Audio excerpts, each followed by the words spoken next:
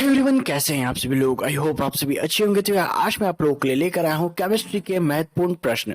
और आज हम लोग 30 प्रश्न करेंगे और पूरे क्वेश्चन एनिमेशन के साथ करेंगे और उसके साथ जो उसके इंपॉर्टेंट पॉइंट्स होंगे वो भी मैं आपको बताऊंगा। तो यार अगर आप लोग चैनल पर नए हो तो सब्सक्राइब कर लेना, बेल आइकन को दबा लेना। और हाँ, इससे पहले मैं ऑलरेडी और वीडियो ला चुका हूँ तो जाके उनको भी चेकआउट करो अगर चैनल पर नए हो। तो यार मैं जितनी भी हिस्ट्री है, आपकी जियोग्राफी, उन सब पे काफी अच्छे अच्छे वीडियोस लाया हुआ हूँ। सारे वीडियोस एनिमेशन के साथ हैं तो जाके उनको चेकआउट करो, आपको पढ़ने में काफी मजा आएगा। उनका पीडीएफ चाहिए या फिर इस वीडियो का भी पीडीएफ चाहिए तो मेरा टेलीग्राम ग्रुप ज्वाइन करो, वहां पर आपको पीडीएफ मिल जाएंगे हर तरीके के। इसके अलावा मैं वहां पर डेली क्विजेस डालता रहता हूं तो उसको भी जाकर चेकआउट करो। तो चलो शुरू करते हैं।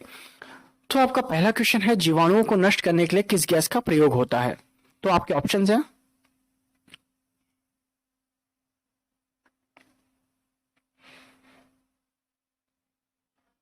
तो इसका राइट आंसर होगा ऑप्शन ए यानी कि क्लोरीन। क्वेश्चन 2 है, वायुमंडल में कौन सी गैस पराबैंगनी किरणों का अवशोषण कर लेती है? तो आपके ऑप्शंस हैं,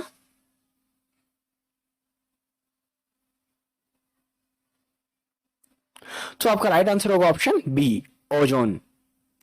क्वेश्चन 3 है, कृत्रिम वर्षा के लिए प्रयोग में लिए जाने वाला रासायनिक द्रव्य है? तो आपके ऑप्शंस हैं,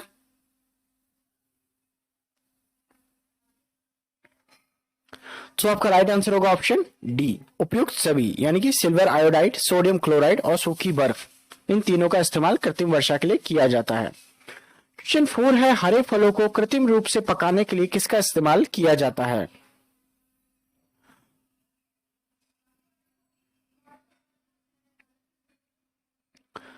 तो आपका राइट आंसर होगा ऑप्शन सी, एथिलीन का। क्वेश्चन 5 है, सफेद सीमेंट के सफेद होने का कारण क्या है? तो आपके ऑप्शंस हैं,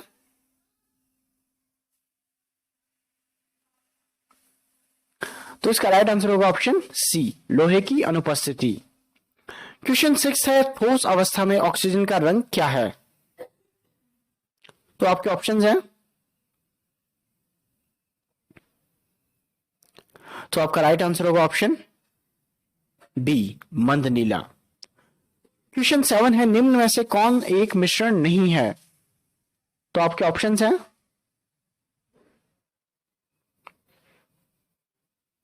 तो इसका राइट आंसर होगा ऑप्शन सी, खाने का सोडा। क्वेश्चन 8 है, निम्न में रासायनिक परिवर्तन का उदाहरण है? तो आपके ऑप्शंस हैं,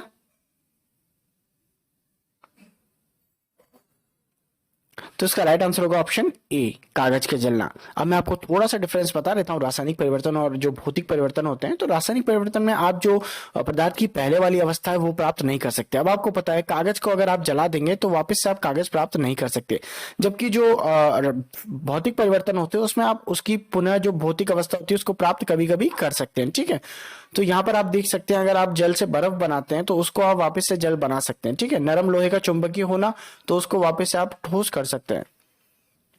तो चलो नेक्स्ट क्वेश्चन पे चलते हैं। तो क्वेश्चन 9 है, डबल रोटी में पुलाव किस गैस से आता है? तो आपके ऑप्शंस हैं,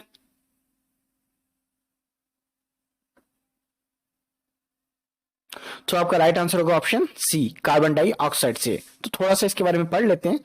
तो आप लोगों को पता है रोटी के फूलने की वजह जो है कार्बन डाइऑक्साइड गैस होती है। असल में होता यह है, जब हम आटे में पानी मिलाकर उसे गूंथते हैं तब गेहूं में शामिल प्रोटीन से एक लचीली परत बन जाती है। इसे हम लासा या ग्लूटेन कहते हैं और इसकी खासियत यह होती है कि वह अपने अंदर कार्बन डाइऑक्साइड सोख लेता है। इसलिए जब हम लोग रोटी को बनाते हैं तो वो एक सिंगल परत होने के बावजूद जब उसको तवे पे डालते हैं और वो जो फूलती है तो वो डबल परत में फूल जाती है। क्वेश्चन 10 है, पदार्थ की नवीनतम खोजी गई अवस्था कौन सी है? तो आपके ऑप्शंस हैं,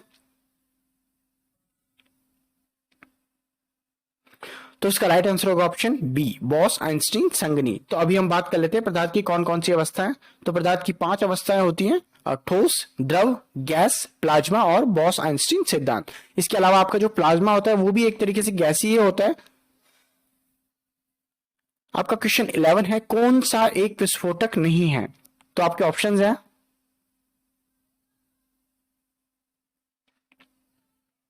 तो इसका राइट आंसर होगा ऑप्शन डी, क्लोरोफॉर्म। तो आप सभी को पता है कि इसके अलावा जो तीनों है, ट्राई नाइट्रोटाइलिन या फिर ट्राई नाइट्रोग्लिसरीन या फिर साइक्लोट्राई मैथिलीन ट्राई नाइट्रोटैमीन, तो ये जो आपके होते हैं ये एक विस्फोटक होते हैं, जबकि क्लोरोफॉर्म आपका जो होता है वो एक तरीके से निश्चेतक के रूप में इस्तेमाल किया जाता है।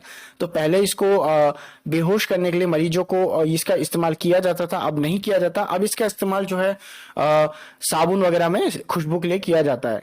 इसके अलावा ये एक रंगहीन और खुशबूदार गैस होती है। इसके बाद क्वेश्चन 12 है, हैलोजनों में सबसे अधिक क्रियाशील है। तो इसके ऑप्शंस हैं, तो राइट आंसर होगा इसका ऑप्शन बी, फ्लोरीन। तो इसका कारण देख लेते हैं। तो हमको पता है कि फ्लोरीन का जो छोटा परमाणु आकार, अधिक विद्युत ऋणात्मकता, कम बंध ऊर्जा व अधिक मानक अपचयन विभव इसका कारण होता है। क्वेश्चन 13 है, खाद्य पदार्थों के परीक्षण हेतु निम्नलिखित में से कौन प्रयुक्त होता है। तो आपके ऑप्शंस हैं, तो इसका राइट आंसर होगा ऑप्शन सी, बेंजोइक अम्ल।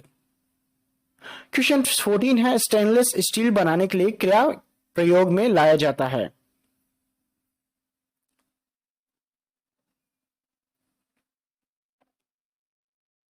तो इसका राइट आंसर होगा ऑप्शन ए, क्रोमियम और निकेल। क्वेश्चन 15 है, श्वेत फास्फोरस अंधेरे में किस कारण दीप्त होता है।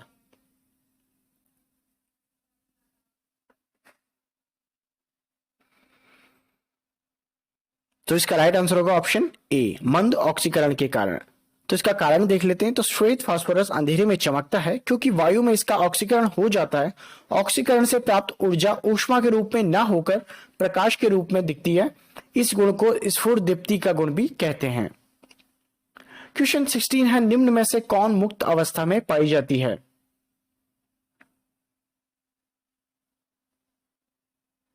तो इसका राइट आंसर होगा ऑप्शन ए, स्वर्ण। क्वेश्चन 17 है, प्रथम विश्व युद्ध निम्न में से किस एक का रासायनिक आयुध के रूप में प्रयोग हुआ था।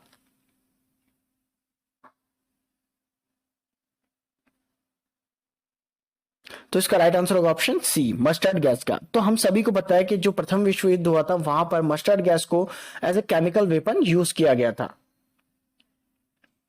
क्वेश्चन 18 है, निम्न में से कौन सी गैस वायुमंडल में अम्लीय वर्षा के लिए उत्तरदायी है।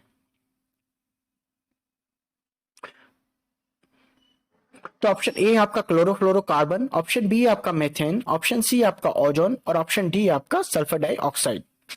तो इसका राइट आंसर होगा ऑप्शन डी, सल्फर डाइऑक्साइड। तो अब इसके बारे में थोड़ा सा पढ़ लेते हैं। तो सल्फर ऑक्साइड व नाइट्रोजन ऑक्साइड के अत्यधिक उत्सर्जन के द्वारा बनती है। यही गैसें वायुमंडल में पहुंचकर जल से रासायनिक क्रिया करके सल्फेट तथा सल्फ्यूरिक एसिड बनाती है और फिर वह अम्ल वर्षा के रूप में बरसती हैं। क्वेश्चन 19 है, कैप्सूल का आवरण बना होता है।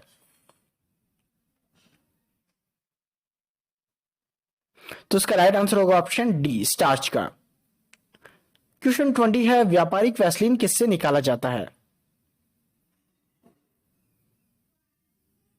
तो इसका राइट आंसर होगा ऑप्शन डी, पेट्रोलियम का। तो यार अगर आपको वीडियो पसंद आ रहा हो ना तो यार लाइक करना, और अगर चैनल पे नए हो तो सब्सक्राइब करना और अपने फ्रेंड्स के साथ इसको शेयर करना ताकि वो लोग भी प्रिपरेशन कर पाए। क्वेश्चन 21 है, पृथ्वी पर सबसे अधिक मात्रा में पाए जाने वाला तत्व है।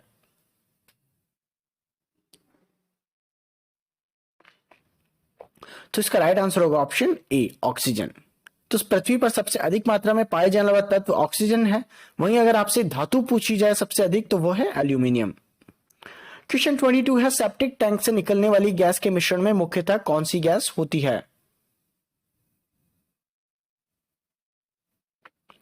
तो इसका राइट आंसर होगा ऑप्शन ए, मैथेन। क्वेश्चन 23 है, सामान्य नाम न्यूक्लियन किसके लिए इस्तेमाल होता है। तो इसका राइट आंसर होगा ऑप्शन बी, प्रोटॉन और न्यूट्रॉन के लिए। क्वेश्चन 24 है, परमाणु के नाभिक का आकार होता है।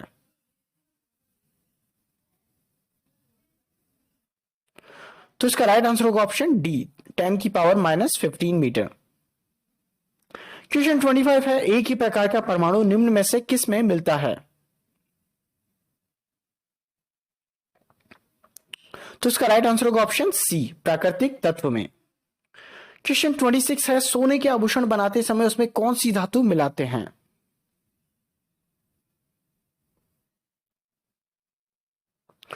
तो इसका राइट आंसर होगा ऑप्शन ए, तांबा। तो देखो, अन्य धातु जैसे तांबा, निकल, चांदी, पैलेडियम को सोने में जोड़ा जाता है ताकि इसे मजबूत किया जा सके और आभूषण का उत्पादन किया जा सके। क्वेश्चन 27 है, विद्युत अपघटन में ऑक्सीकरण होता है। तो इसका राइट आंसर होगा ऑप्शन बी, एनोड पर। तो हम सभी को पता है एनोड पर ऑक्सीजन होता है। इसके अलावा अगर आप बात करें कैथोड की तो उस पर अपचयन होता है। क्वेश्चन 28 है, रात्रि में पेड़ के नीचे सोना हानिकारक होता है क्योंकि पेड़ छोड़ते हैं।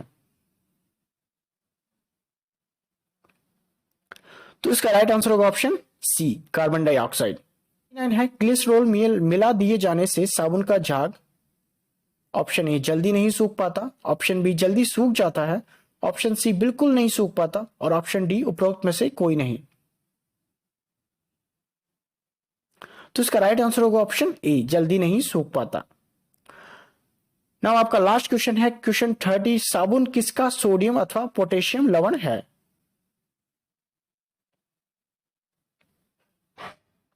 तो इसका राइट आंसर होगा ऑप्शन डी, यानी कि सभी का। तो साबुन जो है वो आपका स्टेरिक अम्ल, ऑलिक अम्ल, पोमेटिक अम्ल, तीनों का ही जो है सोडियम अथवा पोटेशियम लवण होता है। अब थोड़ा सा पढ़ लेते हैं। तो साबुन जो सोडियम या पोटेशियम लवण तथा वसी अम्लों का मिश्रण होता है जो पानी में शोधन क्रिया करता है। सोडियम स्टेराइट, सोडियम ऑलिएट और सोडियम पल्मिटेट साबुन के ही कुछ उदाहरण हैं जिनका निर्माण क्रमशः स्टेरिक अम्ल, ऑलिक अम्ल व पोमेटिक अम्ल से होता है। साबुन में वसा, फैट और तेल पाए जाते हैं। अब सोडियम साबुन कठोर होता है इसलिए इसका प्रयोग कपड़े धोने के लिए किया जाता है। पोटेशियम साबुन मुलायम होता है इसलिए इसका प्रयोग नहाने एवं दाढ़ी बनाने में होता है।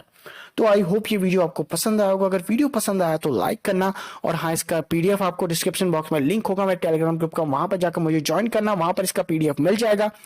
तो मिलते हैं आपसे अगली वीडियो में, बाय बाय।